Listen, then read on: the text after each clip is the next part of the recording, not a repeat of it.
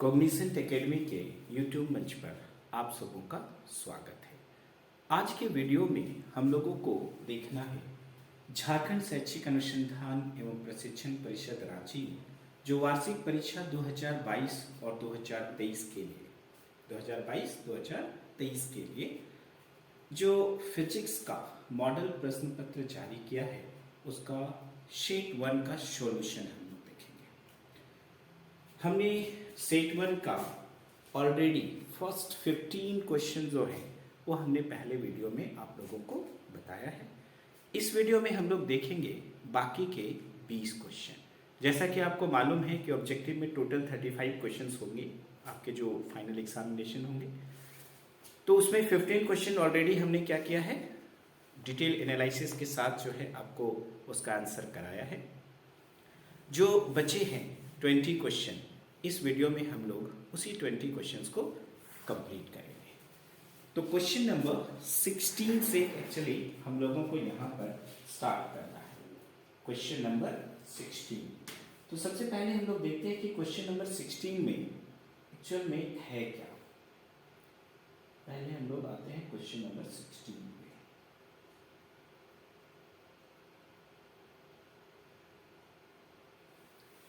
तो यहाँ पर देखिए क्वेश्चन नंबर 16 क्या कह रहा है, what is the velocity of electromagnetic wave in free space. Free space में वेलोसिटी ऑफ इलेक्ट्रोमैग्नेटिक वेव जो है वह कितना होता है। जैसा कि आपको मालूम है वेलोसिटी ऑफ इलेक्ट्रोमैग्नेटिक वेव जो है फ्री स्पेस में वेलोसिटी ऑफ लाइट के बराबर होगी। वेलोसिटी ऑफ लाइट के बराबर होगी कहने का मतलब है कि 3 × 10⁸ मीटर पर सेकेंड के बराबर होगी। और ये जो 3 × 10⁸ मीटर पर सेकेंड जो हम लोग निकालते हैं उसके लिए एक स्पेसिफिक फार्मूला है। उसी स्पेसिफिक फार्मूला से रिलेटेड जो है इस ऑब्जेक्टिव क्वेश्चन में पूछा गया है। हम लोगों को मालूम होना चाहिए कि जो वेलोसिटी ऑफ लाइट है 1/√μ0 × ε0 होता है। जो velocity of light in vacuum होता है 1/√μ0 × ε0 होता है। और हम लोग क्या जानते हैं कि जो इलेक्ट्रोमैग्नेटिक वेव्स है उसकी वेलोसिटी जो है वो किसके बराबर होगी, तो वेलोसिटी ऑफ लाइट के बराबर होगी। और वेलोसिटी ऑफ लाइट जो है c = कितना होता है, तो 1/√μ0 × ε0। जैसा कि आप लोगों को मालूम है μ0 का वैल्यू 4π × 10⁻⁻7 और ε0 का वैल्यू 8.854 × 10⁻12 होता है। अगर हम लोग इस μ0 का वैल्यू और ε0 का वैल्यू यहाँ पर पुट अप करेंगे, यहाँ पे देखिए 1/√, ये 4π × 10⁻⁻7 × 8.854 × 10⁻12 और इसको सॉल्व करेंगे। तो अगर इसको सॉल्व करेंगे तो ये हमारा आता है 3 × 10⁸ मीटर पर सेकेंड। कभी कभी जो है जैसा कि यहाँ पे ऑब्जेक्टिव में पूछा गया कि c = 1/√μ0 ε0 के बारे में, आप यहाँ पर देखो कि what is the velocity of electromagnetic wave in free space. तो इलेक्ट्रोमैग्नेटिक वेव की जो वेलोसिटी है किसके बराबर होगी, वेलोसिटी ऑफ लाइट की। और वेलोसिटी ऑफ लाइट का जो फॉर्मूला है c = कितना होगा, तो 1/√μ0 × ε0। कभी कभी μ0 और ε0 का वैल्यू दिया हुआ रहता है और वेलोसिटी ऑफ लाइट निकालने के लिए बोला जाता है। इसी फार्मूले को लिखना है, इस वैल्यूज को पुट करना है और डायरेक्टली जो है आप 3 × 10⁸ मीटर पर सेकेंड लिख सकते हैं। फिलहाल इस क्वेश्चन पे आते हैं, what is the velocity of electromagnetic wave in free space पूछा गया है। तो आप यहाँ पर देखिए c = √μ0 × ε0, ये गलत होगा। सेकेंड वन हम लोग देख रहे हैं c = 1/√μ0 × ε0, जो कि हम लोगों को मिल रहा है ऑप्शन नंबर बी में। तो इस तरह से अगर हम लोग देखें तो जो क्वेश्चन नंबर 16 है उसका करेक्ट आंसर जो है वह बी होगा, यानी कि c = 1/√μ0 × ε0। तो ये था हमारा क्वेश्चन नंबर 16। क्वेश्चन नंबर 16 के बाद हम लोग आते हैं क्वेश्चन नंबर 17 पर।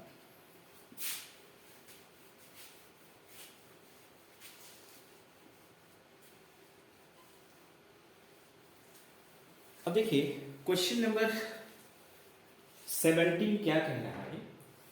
Which of the following is used to investigate the structure of solid? Solid के स्ट्रक्चर में इनमें से किसका यूज होता है? पहला जो गामा रेज है, इंफ्रारेड रेज है, एक्स रेज है या फिर कॉस्मिक रेज है।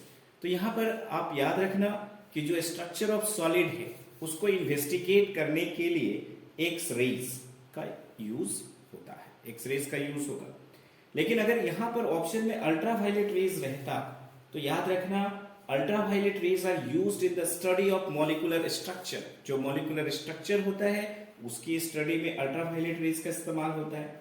And arrangement of electrons in the external shell through ultraviolet absorption spectrum. आपने पढ़ा होगा केमिस्ट्री में, फिजिक्स में भी हम लोग पढ़ते हैं अल्ट्रावायलेट एब्जॉर्प्शन स्पेक्ट्रम। इसके जरिए हम लोग क्या करते हैं, जो अरेंजमेंट है इलेक्ट्रॉन्स का कहां पर, इन द एक्सटर्नल शेल, तो उसे भी हम लोग निकालते हैं।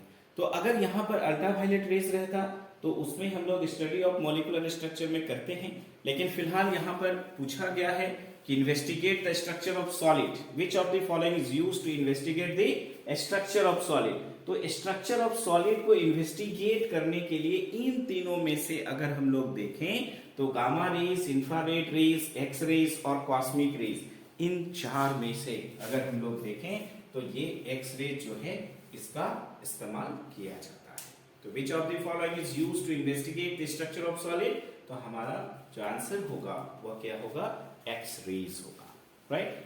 अब आते हैं नेक्स्ट क्वेश्चन की ओर।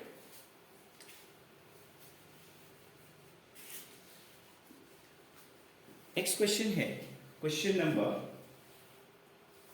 18। क्वेश्चन नंबर 18 पे आते हैं। क्वेश्चन नंबर 18 क्या कह रहा है उसे आप देखें। The angle of incidence corresponding to an angle of refraction 90 degree is called as। तो ये सवाल जो है हम लोग जो पढ़ते हैं रिफ्रैक्शन चैप्टर में, total internal reflection of light, वहां का बेसिक है। हम लोग क्या जानते हैं, रिफ्रैक्शन ऑफ लाइट क्या होता है, the phenomenon of bending of light at the interface of two transparent media. अगर मान लो ये जो एक्स वाई है ये हम लोगों का रिफ्रैक्टिंग सरफेस है, ये क्या कर रहा है कि दो मीडियम को एक दूसरे से सेपरेट कर रहा है। मान लो ऊपर में जो है हम लोग देख रहे हैं रेयरर मीडियम है, नीचे वाला क्या है, डेंसर मीडियम है। सपोज करिए एक रे ऑफ लाइट जो है वो ट्रेवल कर रहा है ऑप्टिकली डेंसर मीडियम से ऑप्टिकली रेयरर मीडियम में। तो जैसा कि हम लोग जानते हैं अगर एक रे ऑफ लाइट जो है वो ट्रेवल करता है एक मीडियम से दूसरे मीडियम में, तो रे ऑफ लाइट जो है वो हमेशा क्या करता है, बैंड करता है। अगर एक रे ऑफ लाइट जो है रेयरर मीडियम से डेंसर मीडियम में जाएगा तो it bands towards the normal. वहीं अगर रे ऑफ लाइट जो है डेंसर से रेयरर में जा रहा है तो यहां पर इसको जाना चाहिए था, but it bends away to the normal. ये नॉर्मल से क्या होगा, दूर जाएगा। अगर हम लोग एन ओ एंड एस जो है इसको नॉर्मल माने, ए ओ जो है इंसिडेंट रे है, तो ओ बी क्या होगा, रिफ्रैक्टेड रे होगा। ये जो इंसिडेंट रे है और नॉर्मल, इन दोनों के बीच में जो एंगल बन रहा है इसको हम लोग एंगल ऑफ इंसिडेंस कहते हैं, दैट इज आई। ये आप देख रहे हैं रिफ्रैक्टेड रे और नॉर्मल के बीच में जो एंगल बन रहा है उसको हम लोग बोल रहे हैं एंगल ऑफ रिफ्रैक्शन आर। तो जैसे जैसे एंगल ऑफ इंसिडेंस को हम लोग बढ़ाते हैं तो ये एंगल ऑफ रिफ्रैक्शन जो है ये भी बढ़ता चला जाता है।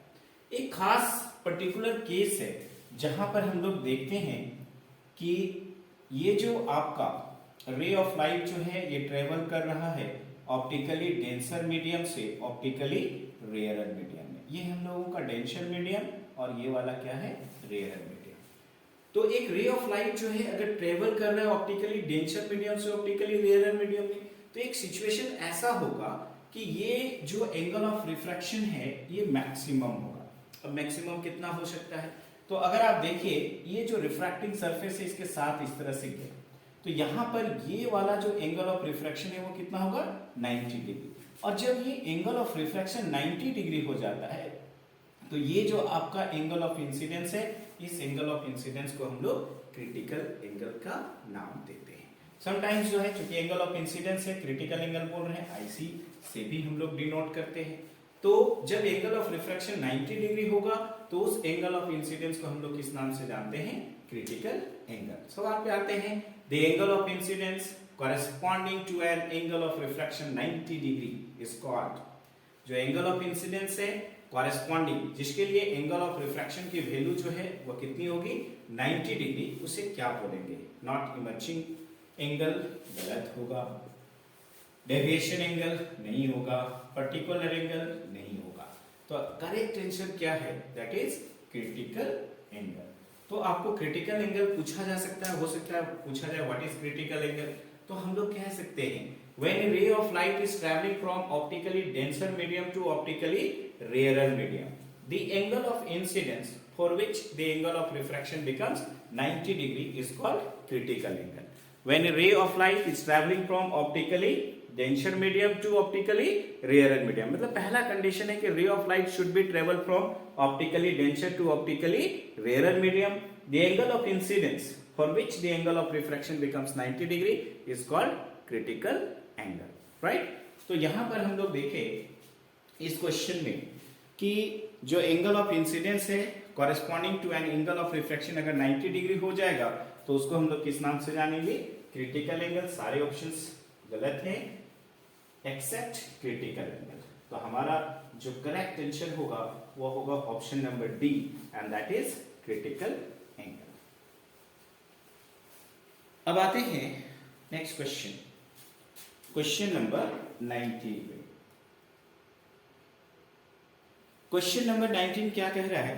The lens formula is given bye, तो लेंस फॉर्मूला जो है वह क्या है ये पूछा गया है। दो चीजें काफी इंपॉर्टेंट होती हैं, एक लेंस फॉर्मूला, दूसरा लेंस मेकर्स फॉर्मूला, राइट?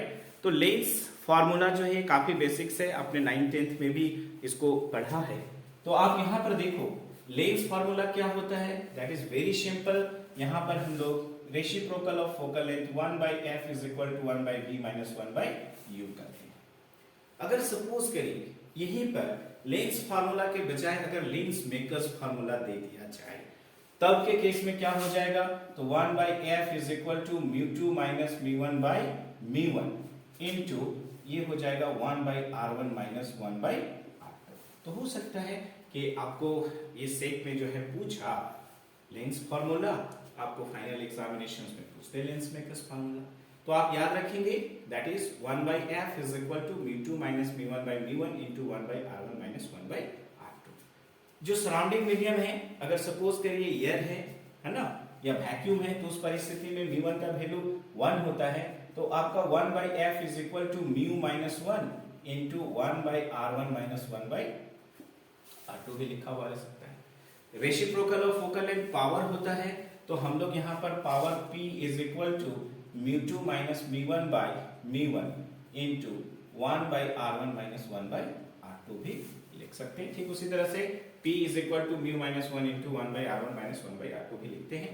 लेकिन ये क्वेश्चन जो है काफी बेसिक है, लेंस फार्मूला पूछा है, तो लेंस फार्मूला में हम लोगों का क्या हो जाएगा? 1/f is equal to 1/v minus 1/u, और हम लोगों को ये ऑप्शन नंबर बी में देखने को मिल रहा है। तो क्वेश्चन नंबर 19 जो है इसका करेक्ट आंसर जो है ये हो जाएगा हम लोगों का ऑप्शन नंबर बी, जहां पे हम लोगों को देखने को मिल रहा है 1/f is equal to 1/v minus 1/u। Now आते हैं क्वेश्चन नंबर 20 की ओर। क्वेश्चन नंबर 20 क्या कहता है इसको हम लोग पहले समझेंगे एंड देन आफ्टर इसको सॉल्व करेंगे और पूरे एनालिसिस के साथ जो है इसके आंसर तक हम लोग पहुंचेंगे। देखिए क्या है क्वेश्चन नंबर 20। क्वेश्चन नंबर 20 हम लोगों को देखना है, if the any number of thin lenses in contact of focal length f1 f2 then effective focal length of their combination is given by। तो combination of lenses के बारे में हम लोगों को यहाँ पर देखना है। combination of two thin lenses placed coaxially in contact with each other, इसका वीडियो भी ऑलरेडी हमने बना रखा है, तो आप जो है उस वीडियो पे जाएं और उस वीडियो को पूरे डिटेल में देखें। हम लोगों का रिजल्ट क्या आता है, तो यहाँ पर 1/f is equal to 1/f1 plus 1/f2 आता है। यहाँ से एक न्यूमेरिकल पूछने का ट्रेंड है, झारखंड एकेडमिक काउंसिल का जो भी क्वेश्चन पेपर होता है उसमें क्या करता है कि ये जो फोकल लेंथ f1 है इसका वैल्यू दिया हुआ रहेगा, f2 का दिया हुआ रहेगा और पावर निकालने के लिए होना चाहिए। तो जब भी पावर निकालें तो पावर का यूनिट जो है डायोप्टर होता है, फोकल लेंथ दिया हुआ रहेगा आपको सेंटीमीटर में, पहले इस सेंटीमीटर को आपको मीटर में चेंज करना होगा। देन आफ्टर 1/f1 का वैल्यू निकालिए, वो p1 का वैल्यू देगा, 1/f2 का वैल्यू निकालिए, वो p2 का वैल्यू देगा, and then after power p is equal to p1 plus p2 हो जाएगा। तो दोनों को जोड़ देंगे तो वह हो जाएगा इक्विवेलेंट पावर। तो f1 और f2 का वैल्यू दिया हुआ है, आप क्या करेंगे, सेंटीमीटर में जो वैल्यूज है उसको मीटर में चेंज करके पहले p1 का वैल्यू निकाल लीजिए, p1 is equal to 1/f1 हो जाएगा। देन आफ्टर f2 में भी उसी तरह से सेंटीमीटर में दिया उसको आप मीटर में चेंज करेंगे। देन आफ्टर p2 का वैल्यू निकालेंगे एंड देन आफ्टर दोनों को हम लोग जोड़ देंगे तो वो हमारा वैल्यू हो जाएगा इक्विवेलेंट पावर का। फिलहाल इस क्वेश्चन में डायरेक्ट है आपका, if the any number of thin lenses in contact of focal length f1 f2 then effective focal length of their combination क्या होगा। तो आप देख रहे हैं ऑप्शन नंबर ए में 1/f is equal to 1/f1 plus 1/f2 है और यही हमारा करेक्ट आंसर भी है, राइट। तो ये हो गया हमारा correct answer, that is option number A. तो ये था हमारा क्वेश्चन नंबर 20। नेक्स्ट वन हम लोग देखेंगे क्वेश्चन नंबर 21।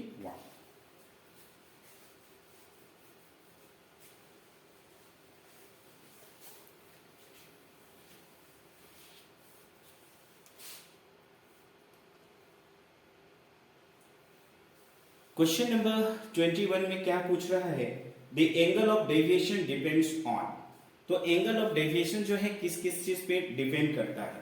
तो यहां पर देखिए डेविएशन जो है, अगर हम लोग डेविएशन की बात करें तो डेल्टा इज इक्वल टू क्या हो जाएगा, I माइनस आर।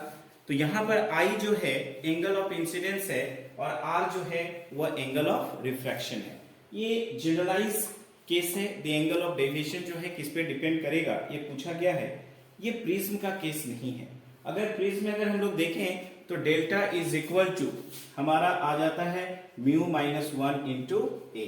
कहने का मतलब है कि ये जो एंगल ऑफ डेविएशन है किन किन चीजों पे डिपेंड करेगा। तो पहला तो अगर हम लोग देखें तो angle of prism capital A पे डिपेंड कर रहा है, रिफ्रैक्टिव इंडेक्स पे डिपेंड कर रहा है यानी कि मटेरियल ऑफ द प्रिज्म पे डिपेंड करेगा और एंगल ऑफ इंसिडेंस पे डिपेंड करेगा। लेकिन यहां पर the angle of deviation depends on दी पूछा है, एंगल ऑफ रिफ्रैक्शन है ना पहला ऑप्शन, दूसरा है एंगल ऑफ इंसिडेंस और सी में है बोथ ए एंड बी और डी ऑप्शन जो है 1 और 30 है। तो यहां पर देखिए angle of deviation depends on किस पे डिपेंड करेगा, तो एंगल ऑफ इंसिडेंस और एंगल ऑफ रिफ्रैक्शन इन दोनों ही चीजों पे डिपेंड करेगा। तो हम लोग देख रहे हैं कि जो ऑप्शन नंबर हमारा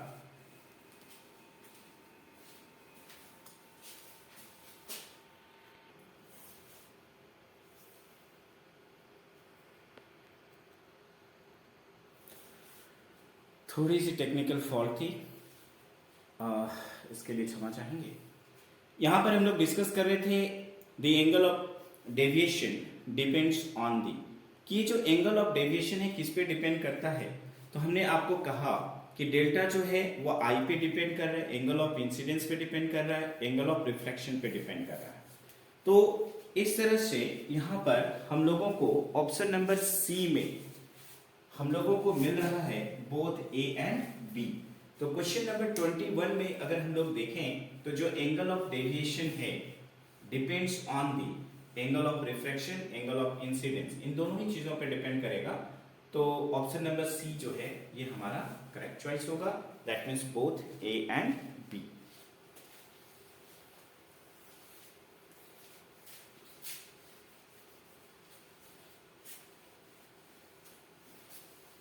नेक्स्ट जो है हम लोगों को देखना है क्वेश्चन नंबर 22। आगे बढ़ते हैं। क्वेश्चन नंबर 22 में क्वेश्चन क्या बोल रहा है, A double slit interference experiment is carried out in air and the entire arrangement is dipped in water. जो डबल स्लिट इंटरफेरेंस एक्सपेरिमेंट है उसको हम लोग कैरिड आउट किए कहां पर, एयर में, and the entire arrangement is dipped in water, and then after जो है पूरा का पूरा जो अरेंजमेंट है उसको हम लोग डिप कर रहे हैं कहां पर, वाटर में। तो इसका फ्रिंज विड्थ क्या होगा, इंक्रीज करेगा, डिक्रीज करेगा, अनचेंज रहेगा, या फिर फ्रिंज पैटर्न जो है वो डिसअपियर होगा। तो एक चीज यहां पर हम लोग देखेंगे, ये जो म्यू2 बाई म्यू1 है ना, अगर हम लोग बात करते हैं म्यू2 बाई म्यू1 की, तो ये λ1 बाई λ2 हो जाएगा। दो चीजें हैं, एक एयर वाला पार्ट है और दूसरा जो है वो हम लोगों का वाटर वाला पार्ट है, ठीक है। तो म्यू1 जो है वो रिप्रेजेंट करेगा रिफ्रैक्टिव इंडेक्स ऑफ एयर को, और जो म्यू2 है वो रिप्रेजेंट कर रहा है किसको, वाटर को। ठीक उसी तरह से λ1 जो है वो हम लोगों का एयर का वेवलेंथ होगा, और λ2 जो है वाटर के लिए हम लोग वेवलेंथ को यूज करेंगे। या फिर इसको हम लोग ऐसे भी कर सकते हैं, यहां पर वाटर के लिए μw लिख दिया, एयर के लिए μa लिख दिया, यहाँ पे λa लिख दिया, यहाँ पे λw लिख दिया, ठीक है। अब यहाँ पर देखिए जो रिफ्रैक्टिव इंडेक्स है एयर का वह कितना होता है, 1 होता है। तो इस तरह से अगर आप देखो तो आप लिखोगे μw is equal to λa divided by λw। तो वेवलेंथ ऑफ, अगर हम लोग वाटर की बात करें इस तरह से अगर देखा जाए तो wavelength of water is equal to refractive index of water divided by, इसको यहां ले आएंगे, ठीक है, और ये हो गया वेवलेंथ ऑफ वाटर जो है ये हो जाएगा λa divided by refractive index of water. तो λw इज इक्वल टू हम लोग लिख सकते हैं λa divided by mu w। अब देखिए जो हम लोगों का बीटा है दैट इज फ्रिंज विड्थ, अगर हम लोग फ्रिंज विड्थ की बात करते हैं बीटा इज इक्वल टू, तो fringe width beta is equal to होता है λd divided by small d। Fringe width that is beta, और बीटा इज इक्वल टू होता क्या है, तो λd divided by small d। तो अब हम लोग क्या करेंगे, इन दोनों का सेपरेटली निकालेंगे, यानी कि जो फ्रिंज विड्थ होगा वाटर के लिए अलग निकालेंगे, एयर के लिए निकालेंगे, देन आफ्टर दोनों को हम लोग क्या करेंगे, डिवाइड कर देंगे। तो इन परिस्थितियों में क्या चेंजेस आएगा वो हम लोग यहाँ पर देखते हैं। अगर हम लोग बात करते हैं फ्रिंज विड्थ, है ना, एयर का अगर बात करेंगे तो यहाँ λa हो जाएगा capital D divided by small d, क्योंकि सारे के सारे अरेंजमेंट तो अनचेंज रहेंगे, सिर्फ वेवलेंथ ही चेंज होगा अगर हम लोग उसको डीप करेंगे वाटर में। तो फ्रिंज विड्थ कितना होगा, beta w is equal to λw into capital D divided by small d। अब यहाँ पर देखा जाए कि अगर हम लोग इन दोनों का रेशियोज अगर निकालते हैं, इन दोनों का क्या निकालेंगे, रेशियोज निकालेंगे, यानी कि हम लोगों को beta w divided by beta a करना है, राइट। गौर से जो है आप बोर्ड में ध्यान रखेंगे, यहां पे देखिए beta w divided by beta a, अगर ये हम लोगों को करना है, आप यहां देखिए λw into d bye small d into यहां पर small d divided bye λa into हम लोग कैपिटल D करेंगे। तो यहाँ पे देखिए capital D cancel, small d cancel. अब यहाँ पे beta w divided by beta a है, ये आ रहा है λw डिवाइडेड बाय λa। अब यहाँ पर देखो λw हमने पहले ही निकाला है कि ये कितना के बराबर होगा, तो λa divided by refractive index of water, और पहले से यहाँ पर λa है, λa कैंसिल हो जाएगा, तो 1 बाय क्या हो जाएगा, रिफ्रैक्टिव इंडेक्स ऑफ वाटर। तो यहाँ पर देखिए पूछा क्या गया है, A double slit interference experiment is carried out in air, पहले हम लोग उसको कैरिड आउट किए एयर में, and the entire arrangement is dipped in water, और पूरा का पूरा जो अरेंजमेंट है उसको हम लोग वाटर में डिप करते हैं, तो फ्रिंज विड्थ क्या होगा। यहाँ पे देखिए फ्रिंज विड्थ जो है वाटर की अगर हम लोग बात करें तो फ्रिंज विड्थ जो एयर का है उसको हम लोग डिवाइड करेंगे किससे, वाटर से। तो चूंकि रिफ्रैक्टिव इंडेक्स जो है वाटर का एयर के कंपैरेटिव ज्यादा होगा, राइट, तो ये आपका ज्यादा होगा और ये हम लोगों का क्या है, ये ज्यादा होगा तो ऑब्वियसली ये क्या होगा, कम होगा, क्योंकि इनके बीच का जो रिलेशन है वो कैसा है, इनवर्सली प्रोपोर्शनल का है, राइट। तो जितना भी फ्रिंज विड्थ एयर में था उसको हम लोगों को डिवाइड करना पड़ेगा, किससे, रिफ्रैक्टिव इंडेक्स ऑफ वाटर से, और रिफ्रैक्टिव इंडेक्स ऑफ वाटर जो है वह एयर के कंपैरेटिव हमेशा ज्यादा होगा। एयर का कितना होता है, 1 होता है, तो आप यहाँ पर ये ज्यादा हो गया रिफ्रैक्टिव इंडेक्स ऑफ वाटर, तो फ्रिंज विड्थ जो है वो क्या होगा, कम हो जाएगा। तो आंसर जो है द फ्रिंज विड्थ क्या होगा, डिक्रीज।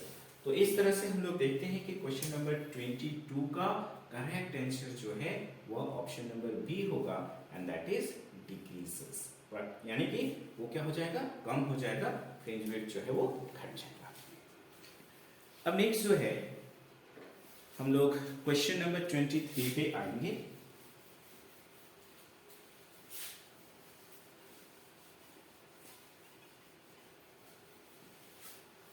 अब देखा जाए क्वेश्चन नंबर 23 क्या कह रहा है।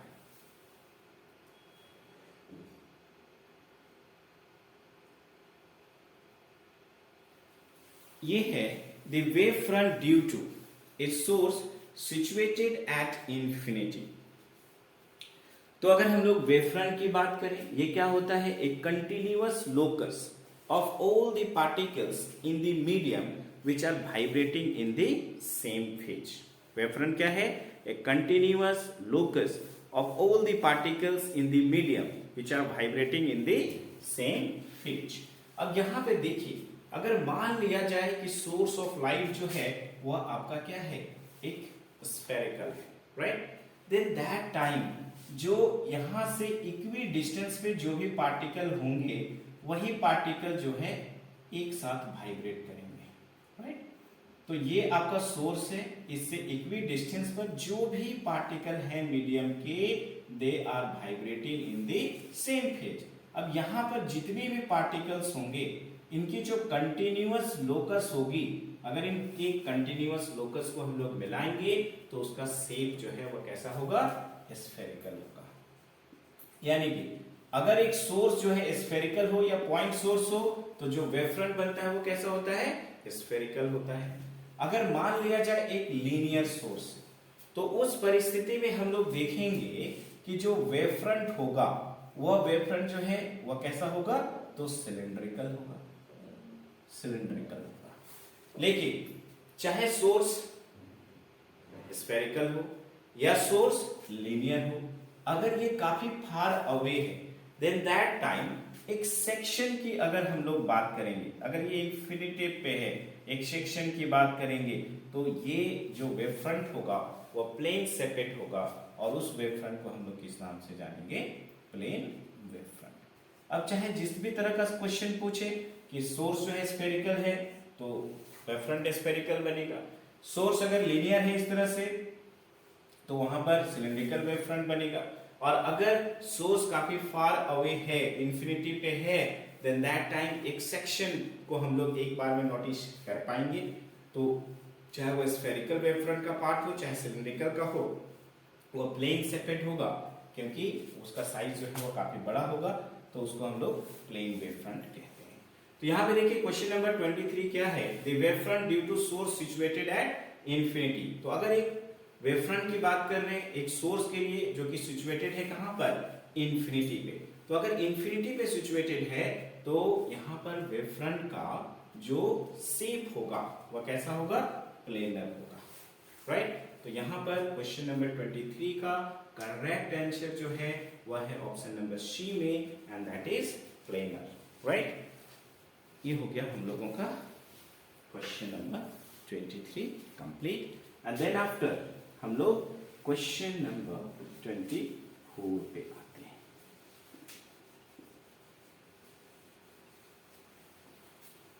क्वेश्चन नंबर 24,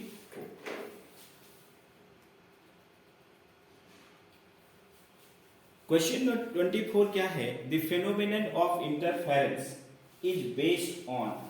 यहां पर अगर हम लोग देखें जो फेनोमेनन है इंटरफेरेंस का वह बेस्ड होता है किस पर, तो जो फेनोमेनन ऑफ इंटरफेरेंस है, ठीक है, ये बेस्ड होता है कंजर्वेशन ऑफ एनर्जी पे।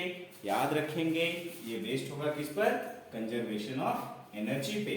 यानी कि यहाँ पर जो करेक्ट ऑप्शन है ये हम लोगों को मिल रहा है ऑप्शन नंबर बी में, and that is conservation of energy.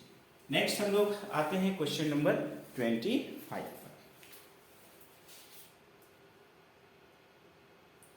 यहां पे देखिए क्वेश्चन क्या है, the charge of a photo electron is, एक फोटो इलेक्ट्रॉन की चार्ज जो है वह क्या होगी।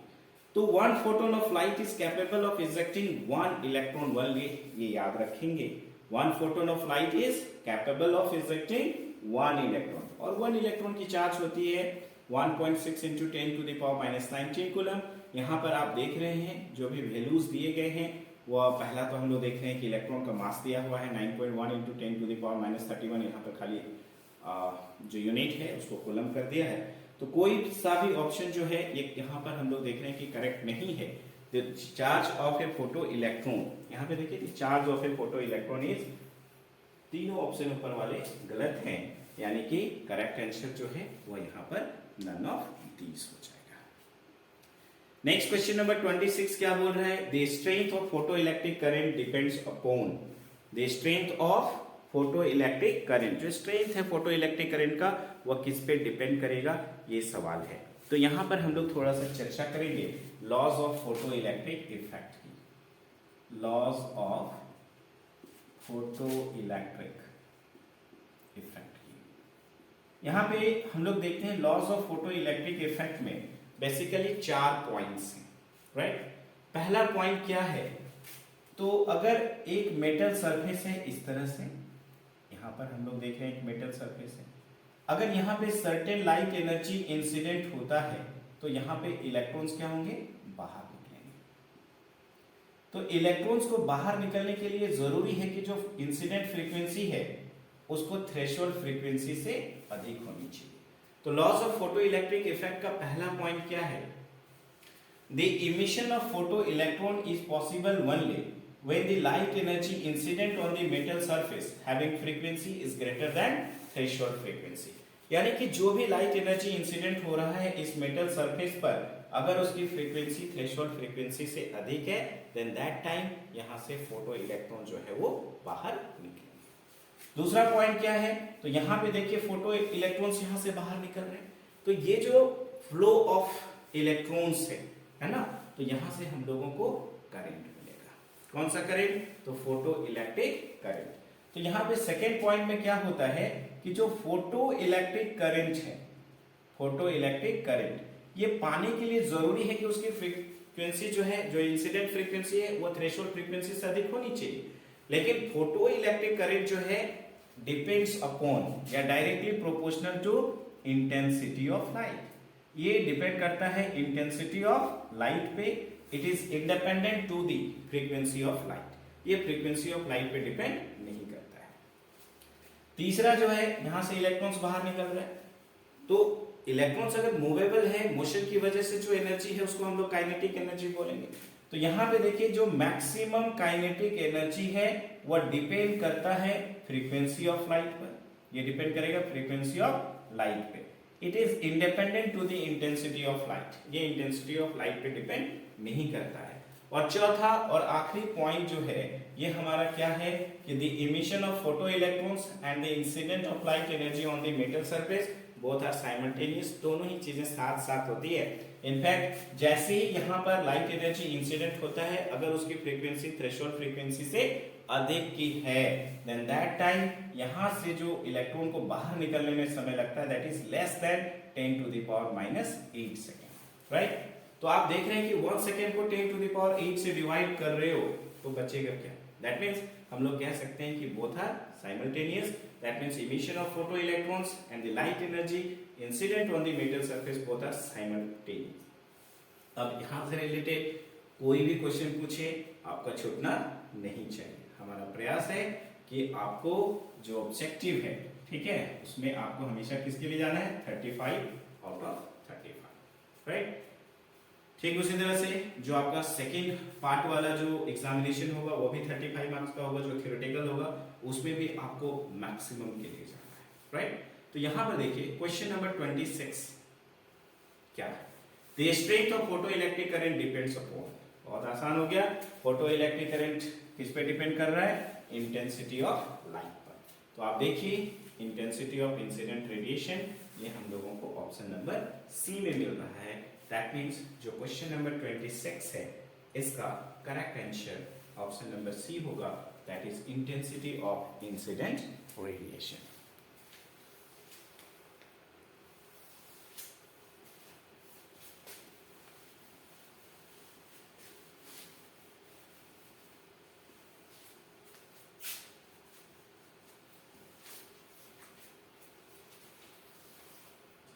अब नेक्स्ट जो है हम लोग आते हैं question number 27।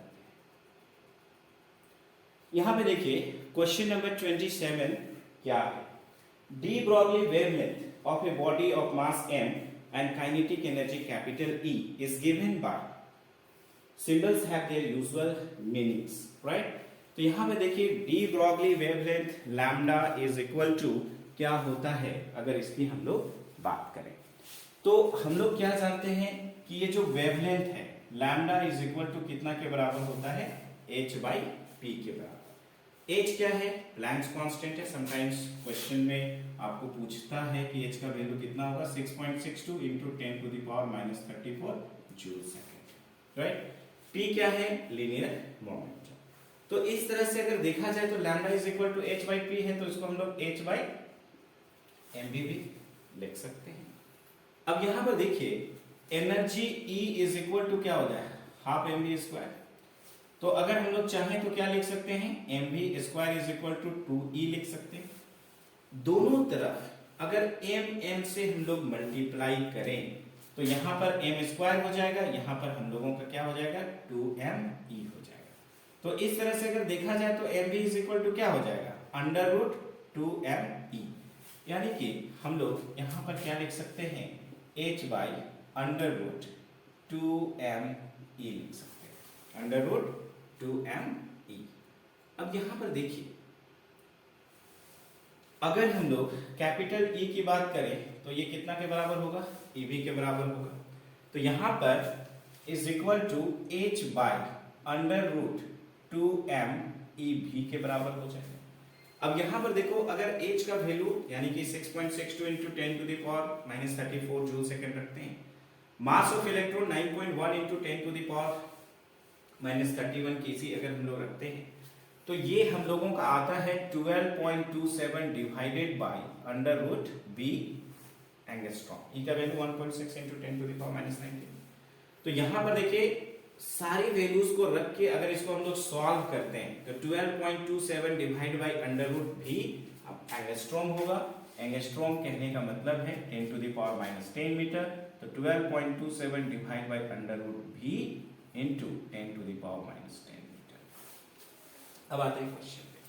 D Broglie wavelength of a body of mass m and kinetic energy capital E is given by, ठीक है।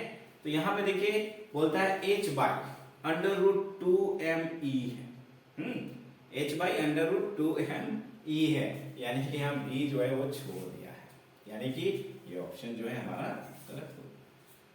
दूसरा है h बाई 2me, तो h बाई 2me नहीं है, अगर यहाँ पर अंडर रूट होता अंडर रूट 2me तो ये करेक्ट होता, लेकिन मुझे तो अंडर रूट दिखाई नहीं दे रहा है, ये भी गलत है। 2me बटा रूट h होगा नहीं, h बटा me नहीं होगा। मतलब आप देखो यहाँ पे सारे के सारे ऑप्शन जो है वो गलत है, राइट। तो जो आपका एग्जामिनेशन होगा उसमें आपको क्या ध्यान रखना है, कौन कौन से ऑप्शन जो है आपको मिल सकते हैं। यहाँ पर हो सकता है प्रिंटिंग मिस्टेक हो, यहाँ पे अंडर रूट 2me भी कर देता तो ये करेक्ट हो जाता है नहीं। अगर यहाँ पर h बाई 2me तो है ही, अगर यहाँ पर रूट कर देता तो ये करेक्ट हो जाता। तो आपका a और b इन दोनों में थोड़ा सा मिसिंग है, चाहे हो सकता है यहाँ पर भी रहा हो या फिर यहाँ पर अंडर रूट जो भी रहा हो एक्चुअल क्वेश्चन में।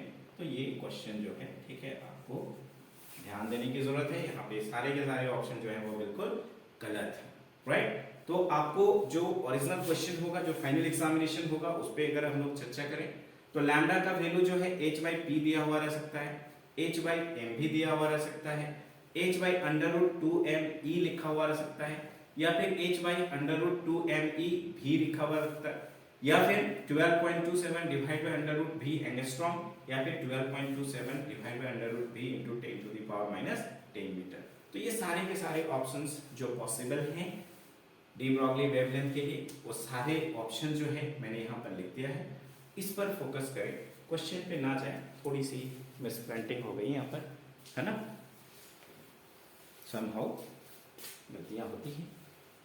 तो यहाँ पर ये सारे ऑप्शन जो हैं आपको ध्यान में रखना है, लेकिन क्वेश्चन बनाने वालों को थोड़ा सा ये ध्यान देने की जरूरत होनी चाहिए, क्योंकि सारे झारखंड के बच्चे जो हैं इन क्वेश्चंस को देखेंगे, सॉल्यूशंस को देखेंगे, और उसमें फॉल्ट रहे तो ये सही नहीं है, चाहे गलती कहीं से भी रही, थोड़ा सा देखने का ज़रूरत है। पब्लिश करने से पहले जो है इसकी एक्सरसाइज होनी चाहिए थी अच्छे तरीके से। अब यहाँ पर देखिए क्वेश्चन नंबर 28, यहाँ पर क्या है, Rutherford's experiment suggested that the size of the nucleus is about. तो जैसा कि आप जानते हो रदरफोर्ड्स ने अल्फा पार्टिकल स्कैटरिंग एक्सपेरिमेंट के जरिए जो है न्यूक्लियस की डिस्कवरी की थी, और उन्होंने पाया कि जो न्यूक्लियस है उसकी साइज जो है वो 10 to the power minus 15 metre to 10 to the power minus 14 metre होती है। अगर हम लोग यहाँ पर ऑप्शन में देखें तो ऑप्शन नंबर सी में हम लोगों को देखने को मिल रहा है वो ऑप्शन, और वह क्या है 10 to the power minus 15 metre to 10 to the power minus 14 metre. In fact Rutherford's ने क्या किया कि गोल्ड फॉइल लिया, और इस गोल्ड फॉइल पर अल्फा पार्टिकल से बमबारिंग किया। उन्होंने क्या देखा कि most of the alpha particles passes through the atom without any deflection, बिना किसी डिफ्लेक्शन के क्रॉस कर गए। तो कंक्लूजन यह था कि most of the space inside the atom will be vacant. फिर उन्होंने देखा, ऑब्जर्व किया कि कुछ इस तरह से डाइवर्ट बाय स्मॉल एंगल्स जो है इस तरह से गए। यहाँ पर हम लोग देख रहे हैं थीटा जो है वो लेस देन 90 डिग्री। तो अब ये alpha particle positively charge particle है, और जैसे जैसे सेंटर से क्लोज आ रहे हैं उसमें ये एंगल ऑफ डाइवर्सन जो है ये हम लोगों का बढ़ता चला जा रहा है। यहाँ पे देख रहे हैं थीटा जो है वो 90 डिग्री से बड़ा हो गया। तो अल्फा पार्टिकल्स डिफ्लेक्ट तो तभी हो सकता है जब यहाँ पर क्या हो, पॉजिटिव चार्ज हो। तो उन्होंने कंक्लूजन निकाला कि हो ना हो सेंटर पे एक पॉजिटिव चार्ज जरूर है। फिर उन्होंने देखा कि जो अल्फा पार्टिकल सेंटर से होके जा रहा है वो वापस अपने ओरिजिनल पाथ पर ही रिटर्न बैक आ रहा है। तो उन्होंने कहा कि हो ना हो सेंटर पे एक हेवी पार्ट जरूर है। उसी हेवी पार्ट को उन्होंने कहा कि ये न्यूक्लियस है, और इस न्यूक्लियस का साइज जो है उन्होंने मेजर किया 10 to the power minus 15 metre to 10 to the power minus 40 metre, और सवाल जो है यहीं से राइज किया गया है। तो आप देखिए Rutherford's experiment suggested that the size of the nucleus is about 10 to the power minus 15 metre to 10 to the power minus 14 metre, यानी कि ऑप्शन नंबर सी जो है ये हम लोगों का करेक्ट आंसर होगा। अब आते हैं क्वेश्चन नंबर 29 की ओर। क्वेश्चन नंबर 29 क्या कहता है ये हम लोग देखेंगे।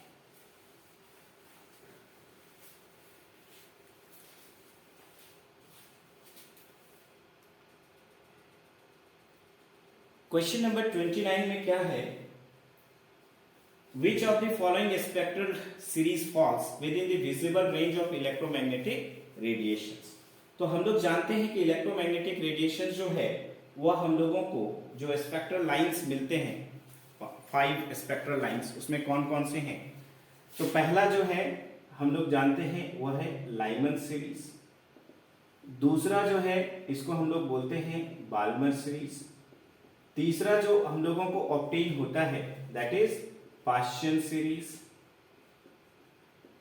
चौथा जो है इसको हम लोग बोलते हैं ब्रैकेट सीरीज। और पांचवा जो है इसको हम लोग बोलते हैं पेफंड सीरीज। जहां तक सवाल है लाइमन सीरीज का, तो इसकी जो फ्रीक्वेंसी रेंजेस है वह इक्विवेलेंट होती है अल्ट्रा वायलेट के इक्विवेलेंट होती है, इसलिए इसको हम लोग यूवी सीरीज के नाम से भी जानते हैं। इसको क्या बोलते हैं, यूवी सीरीज। बार्नर सीरीज जो है, ये जो रेंज है वो विजिबल जो इलेक्ट्रोमैग्नेटिक रेडिएशन है उसके इक्विवेलेंट होता है, इसीलिए इसको हम लोग किस नाम से जानते हैं, विजिबल सीरीज भी बोलते हैं। क्या बोलेंगे, विजिबल सीरीज। जहां एक सवाल है पास्चन सीरीज का, तो यहां पर इसकी जो फ्रीक्वेंसीज रेंजेस हैं वह नियर इंफ्रारेड के अकॉर्डिंग होती है, इसलिए इसको हम लोग नियर आईआर बोलेंगे, इसको हम लोग मिड आईआर बोल सकते हैं, और यहां पर आप देख रहे हैं इसको हम लोग बोलते हैं फार आईआर, फार इंफ्रारेड। क्वेश्चन कहीं से भी पूछे, अब देखिए सारा आंसर जो है आपके सामने है। तो which of the following spectral lines falls within the visible range of electromagnetic radiations. तो विजिबल रेंज के बारे में पूछा गया है, तो विजिबल रेंज में हम लोग देख रहे हैं कि कौन सा आएगा, बाल्मर सीरीज आएगा। लाइमन के लिए अगर पूछता, मान लिया जाए यहां पर यूवी रेंज पूछता, यूवी रेंज, तो हमारा करेक्ट आंसर क्या हो जाता, लाइमन सीरीज। अगर पूछता नियर आईआर, तब के केस में क्या हो जाता, पास्चन सीरीज। अगर बोलता मिड आईआर, तब हो जाता ब्रैकेट सीरीज, और फार आईआर बोलता तो हो जाता डिफरेंट सीरीज। खैर, which of the following spectral series falls within the visible range of electromagnetic radiations यहाँ पे पूछा है, तो हमारा आंसर होगा बार्नर सीरीज, और ऑप्शन नंबर बी जो है that is the correct one. तो ऑब्जेक्टिव क्वेश्चंस को सॉल्व करने का यही तरीका है कि जब आप उसको पढ़ें तो एकदम डिटेल एनालिसिस करें कि उसके आसपास और किस तरह के क्वेश्चन जो है वो पूछे जा सकते हैं। तो हमने वही तरीका जो है आपको सिखाने के लिए इस वीडियोस को बनाया है। आप जब कभी भी जो मॉडल क्वेश्चन सेट करते हैं तो सिर्फ उसका आंसर देखने के बजाय उसको डिटेल में देखें, है ना। तो होप सो ये वीडियो जो है आपके लिए काफी फायदेमंद हो। यहां पे देखिए नेक्स्ट क्वेश्चन, क्वेश्चन नंबर 30 बोलता है a radio active nucleus emits beta particle, a parent and daughter nuclei are. तो यहां पर देखिए एक रेडियो एक्टिव न्यूक्लियस इमिट कर रहा है एक बीटा पार्टिकल, अल्फा पार्टिकल लिखता। तो जब एक अल्फा पार्टिकल बाहर निकलता है तो वह एक हीलियम पार्टिकल जो है उसके इक्विवेलेंट निकलता है। तो अगर मान लिया जाए ये x है, ये a और ये z है, यहां से अगर एक अल्फा पार्टिकल निकलता दैट मींस एक हीलियम निकलता, तो यहां पर मास नंबर में 4 की कमी और जो एटॉमिक नंबर है उसमें 2 की कमी जो है वो हो जाती। लेकिन यहां पर पूछा है क्या, AZ है, यहां से एक बीटा पार्टिकल निकल रहा है, तो यहां पे देखते हैं कि mass number as it is रहेगा, लेकिन जो एटॉमिक नंबर है उसमें एक रेज कर जाता है। तो मास नंबर सेम है, यहां पे हम लोग देख रहे हैं कि मास नंबर क्या है, सेम है, और एटॉमिक नंबर डिफरेंट है। पैरेंट और डॉटर न्यूक्लियाई के बीच अगर हम लोग देखें that is parent and this one daughter, तो दोनों न्यूक्लियाई में अगर देखा जाए तो मास नंबर सेम है, एटॉमिक नंबर डिफरेंट है। और मास नंबर अगर सेम रहता है तो उसको हम लोग किस नाम से जानते हैं, आइसोबार्स कहते हैं, राइट। तो radio active nucleus emits a beta particle, the parent and daughter nuclei are. तो यहां पर जो करेक्ट आंसर होगा वो हो जाएगा हम लोगों का आइसोबार्स, हम लोगों का करेक्ट आंसर हो जाएगा आइसोबार्स। अब देखिए नेक्स्ट हम लोग आते हैं क्वेश्चन नंबर 31 पे। देखें क्वेश्चन नंबर 31 क्या है। क्वेश्चन नंबर 31 बोल रहा है the radius of a spherical nucleus as measured by electron scattering is 3.6 fermi metre. What is the mass number of the nucleus most likely to be. तो आपने जो है एक रिलेशन पढ़ा है, R is equal to R naught a का power 1/3। हमने क्या पढ़ा है, R is equal to R naught a का पावर 1/3। अब यहां पर देखिए कौन कौन सा वैल्यूज दिया गया है। R का वैल्यू जो है 3.6 फर्मी-मीटर दिया हुआ है। यहां पे अगर देखा जाए तो R is equal to 3.6 fermi metre. R naught जो है वह है रेडियस ऑफ हाइड्रोजन एटम और वह होता है 1.2 फर्मी-मीटर। तो यहां पर क्वेश्चन में दिया हुआ नहीं है आपको खुद से इसको याद रखना है 1.2 फर्मी मीटर। तो इसको अब हम लोगों को सिंपल सॉल्व कर देना है। कैसे सॉल्व करेंगे, है ना? तो यहां पर देखिए, अगर हम लोग a का पावर 1/3 लेंगे तो कितना हो जाएगा, r/r0। अगर यहां पर देखिए a इज इक्वल टू, या a का पावर 1/3 है, r का वैल्यू यहां पर रखिए 3.6 डिवाइडेड बाई 1.2 हो गया। इसको काट दें तो ये हो गया हमारा 3। तो a का पावर 1/3 है, अगर इसको इधर ले जाएंगे तो 3 क्यूब हो जाएगा, राइट? तो a इज इक्वल टू 3 का पावर कितना हो जाएगा, 3। तो यहां पर ये हो जाएगा हम लोगों का 27। तो क्वेश्चन जो है उसको ध्यान से आप पढ़ो एक बार। यहां पर the radius of a spherical nucleus as measured by electron scattering is 3.6 fermi metre दिया हुआ है। What is the mass number of the nucleus most likely to be, तो मास नंबर पूछा गया है। तो मास नंबर और रेडियस के बीच में अगर एक रिलेशन की हम लोग बात करते हैं जो हमारा साइज ऑफ द न्यूक्लियस बताता है, वह r is equal to r0, a का पावर 1/3 है। यहाँ पर r0 जो है वह रेडियस ऑफ हाइड्रोजन है, उसकी वैल्यू 1.2 फर्मीमीटर होती है। क्वेश्चन में दिया हुआ नहीं है, इसको आपको याद रखना है। a का power 1/3 is equal to r/r0, a का power 1/3 is equal to r की वैल्यू 3.6, r0 की वैल्यू 1.2, काट दिए 3 आया। a का वैल्यू 3 का पावर 3 यानी कि 27, और यहाँ पर पहला ही ऑप्शन जो है हम लोगों को मिल रहा है 27, यानी क्वेश्चन नंबर 31 का करेक्ट आंसर जो है वो ऑप्शन नंबर ए होगा, एंड दैट इज 27। अब नेक्स्ट क्वेश्चन नंबर 32 पे हम लोग कंसंट्रेट करेंगे। यहां पर क्या बोल रहा है, क्वेश्चन नंबर 32 स्क्रीन में दिखाई तो दे रहा है।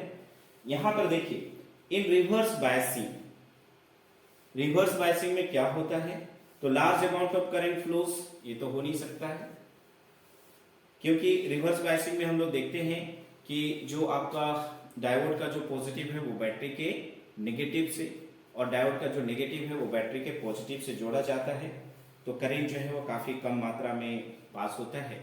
अगर हम लोग प्रैक्टिकल में देखे थे कि जो मिली एम्पियर था फॉरवर्ड बायस में जोड़ने से, वही अगर हम लोग रिवर्स बायस में जोड़ते हैं तो वह माइक्रो एम्पियर में मिलता है, यानी कि करंट जो है काफी कम मिलता है। तो नो करंट फ्लोज, ये भी कहना गलत होगा। Potential barrier across junction increases, ये आपका यहाँ पर करेक्ट आंसर है। Potential barrier across junction increase कर जाता है, जिसकी वजह से करंट जो है वो कंपैरेटिवली काफी कम पास होता है अगर हम लोग उसको रिवर्स बायस के साथ जोड़ते हैं, राइट? तो इस तरह से इन रिवर्स बायसिंग अगर हम लोग देखें तो potential barrier across junction increases, ये हमारा करेक्ट आंसर होगा क्वेश्चन नंबर 32 का option number C, that is the right one. अब आते हैं हम लोग क्वेश्चन नंबर 33 में। 33 में क्या है,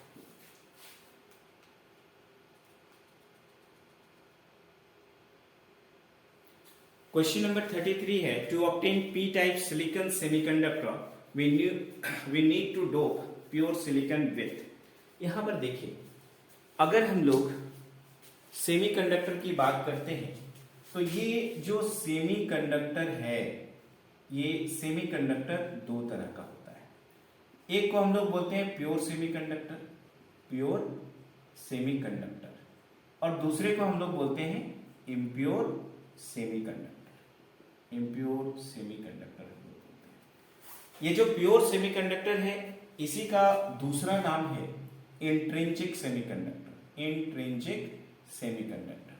If there is no any impure atom is to be doped in a semiconductor, then semiconductor is called intrinsic or pure semiconductor. Impure semiconductor जो है इसी को हम लोग extrinsic semiconductor भी बोलते हैं, extrinsic semiconductor। अब देखिए, नाम से ही पता चल रहा है impure semiconductor, यानी कि समथिंग इम्प्योरिटीज या कुछ ना कुछ इम्प्योर एटम जो है आपने प्योर सेमीकंडक्टर में डॉप किया है। तो जो इम्प्योरिटीज है वो दो तरह का होता है, इम्प्योरिटीज कितने तरह का होगा? 2 तरह का। एक होता है पेंटावैलेंट एटम और दूसरा होता है ट्रायावैलेंट एटम। तो यहां पर अगर हम लोग देखें तो कौन सा इम्प्योर एटम डॉप किए हैं उसके बेसिस पर ये जो इम्प्योर सेमीकंडक्टर है या जो एक्सट्रिंसिक सेमीकंडक्टर है ये 2 तरह का होता है। एक होता है एन टाइप एक्सट्रिंसिक सेमीकंडक्टर और दूसरा होता है P type extrinsic semiconductor. N type extrinsic semiconductor कब होगा? तो जब हम लोग पेंटावैलेंट एटम डॉप करते हैं प्योर सेमीकंडक्टर में। जैसे अगर सपोज करिए आर्सेनिक है, इसको हमने डॉप किया तो इसके आउटर मोस्ट ऑर्बिट में 5 इलेक्ट्रॉन्स मौजूद हैं। तो ये क्या करता है, अपने नेबरहुड में जो दूसरे जर्मेनियम के एटम हैं उनके साथ मिलकर ये क्या करेगा, 4 कोवैलेंट बॉन्ड बनाएगा। तो एक कोवैलेंट बॉन्ड, दूसरा, तीसरा, चौथा। यहां पे आप देख रहे हैं एक फ्री इलेक्ट्रॉन्स अवेलेबल है। तो ये एज ए चार्ज कैरियर काम करेगा, ये कंडक्शन बैंड में मौजूद होगा और जो इलेक्ट्रॉन कंडक्शन बैंड में मौजूद होते हैं उन्हीं में ये एबिलिटी होती है कि वो एक्सटर्नल इलेक्ट्रिक फील्ड से एनर्जी गेन कर सके, वही कंट्रीब्यूट करते हैं करंट इलेक्ट्रिसिटी में। तो यहाँ पर जो इलेक्ट्रॉन्स है वह चूंकि नेगेटिवली चार्ज होते हैं और इसी वजह से इसको हम लोग बोलते हैं N type extrinsic semiconductor. P type extrinsic semiconductor क्या होता है? तो अगर हम लोग ट्रायावैलेंट एटम डॉप करते हैं, सपोज करिए एल्यूमिनियम ही, अगर इसको हम लोग जर्मेनियम में डॉप करेंगे इस तरह से, तो ये क्या करेगा कि जो नेबरहुड में जो दूसरे जर्मेनियम के एटम हैं उनके साथ मिलकर ये क्या करेगा, 3 कोवैलेंट बॉन्ड बना लेगा। लेकिन यहां पर there is a deficiency of an electron to form the 4th covalent bond. तो ये जो डेफिशिएंसी ऑफ इलेक्ट्रॉन है उसी को हम लोग होल बोलते हैं और ये होल जो है पॉजिटिवली चार्ज होता है और इसीलिए इसको हम लोग पी टाइप एक्सट्रिंसिक सेमीकंडक्टर कहते हैं। तो ये जनरलाइज हमारा कॉन्सेप्ट है। अब यहां पे देखिए टू ऑब्टेन पी टाइप, आपको पूछा क्या है, P type silicon semiconductor we need to dope pure silicon with. तो पी टाइप पाने के लिए हम लोगों को किसको डोप करना पड़ेगा, ट्रायावैलेंट को। और ट्रायावैलेंट इसमें अगर आप देखें तो कौन सा है, तो हमारा एल्यूमिनियम है। ठीक है, तो हमारा जो ऑप्शन है एल्यूमिनियम, यहां पर हम लोग देख रहे हैं ये हमारा करेक्ट आंसर होगा क्योंकि ये ट्रायावैलेंट है। इसको डॉप करेंगे अगर प्योर जर्मेनियम और सिलिकॉन सेमीकंडक्टर में, है ना, तो वहां पर डेफिशिएंसी ऑफ इलेक्ट्रॉन होगी और डेफिशिएंसी ऑफ इलेक्ट्रॉन्स होगी, दैट मींस वहां पर एक होल का क्रिएशन होगा और होल जो है वो पॉजिटिवली चार्ज होता है। दैट्स व्हाई इसको हम लोग पी टाइप एक्सट्रिंसिक सेमीकंडक्टर कहते हैं। तो पी टाइप सिलिकॉन सेमीकंडक्टर है, सिलिकॉन में आपको यहाँ पर डोप करना है ट्रायावैलेंट एटम और यहाँ पर ट्रायावैलेंट एटम जो है उसके रूप में हम लोग देख रहे हैं एल्यूमिनियम दिया हुआ है। तो एल्यूमिनियम जो है यही हमारा करेक्ट आंसर होगा। जैसे यहाँ पर सिलिकॉन लिखा हुआ है, हमने जर्मेनियम का एग्जांपल लिया है यहाँ पर, अगर वहां पर सिलिकॉन भी देखें तो उसके भी आउटर मोस्ट ऑर्बिट में 4 इलेक्ट्रॉन्स मौजूद होते हैं और वह भी जर्मेनियम की तरह ही 4 कोवैलेंट बॉन्ड बनाता है। नेक्स्ट आते हैं क्वेश्चन नंबर 34 पे।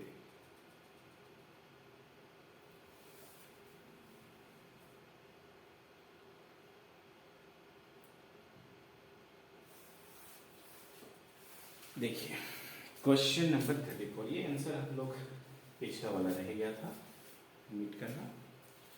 यहां पर देखिए क्वेश्चन नंबर 34 जो है ये क्या है, in semiconductor which are responsible for conduction. तो सेमीकंडक्टर में जैसा अभी हम लोग क्वेश्चन नंबर 33 में थोड़ा सा डिटेल हम लोग देखें तो सेमीकंडक्टर में 2 तरह के चार्ज कैरियर्स होते हैं, इलेक्ट्रॉन्स और होल्स, है ना। इलेक्ट्रॉन जो है नेगेटिवली चार्ज होते हैं, होल्स जो है पॉजिटिवली चार्ज होते हैं।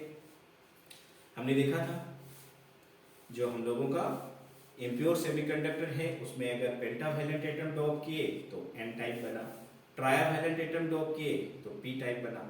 तो पी टाइप में क्या होता है, एक्सेसिव ऑफ होल्स होंगे और एन टाइप में एक्सेस ऑफ इलेक्ट्रॉन्स होंगे।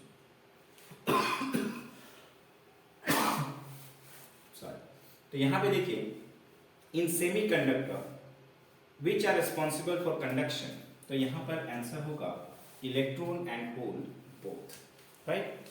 अब आते हैं आखिरी क्वेश्चन पर और आखिरी क्वेश्चन है क्वेश्चन नंबर 35।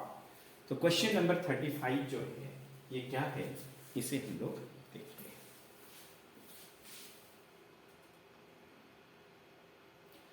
क्वेश्चन नंबर 35 कहता है in full wave rectifier input AC current has frequency new, the output frequency of current is, right. तो यहां पर देखिए द फ्रीक्वेंसी इज डबल, यहां पर फ्रीक्वेंसी क्या हो जाएगा, डबल हो जाएगा। तो you are rectifying both the positive and negative sides of the waveform होता है। यहाँ पर जो रेक्टिफाइंग है आपको पॉजिटिव और जो नेगेटिव साइड्स है दोनों को वेवफॉर्म को लेना पड़ता है। इसलिए हम लोग यहाँ पर देखते हैं कि जो आउटपुट फ्रीक्वेंसी है वो हो जाता है 2 न्यू। तो क्वेश्चन नंबर 35 का आंसर जो है आपका दिया हुआ है डी, ठीक है। वरना होकर यहाँ पर जो क्वेश्चन नंबर 35 है, ठीक है, उसमें हम लोगों का ऑप्शन नंबर सी जो है, ठीक है, ये हम लोगों का करेक्ट आंसर होगा। तो ये था हम लोगों का model question paper set number 1 का हम लोग पार्ट 2 देख रहे थे। इस तरह से हमने जो सेट 1 है उसको पूरी तरह से कंप्लीट किया।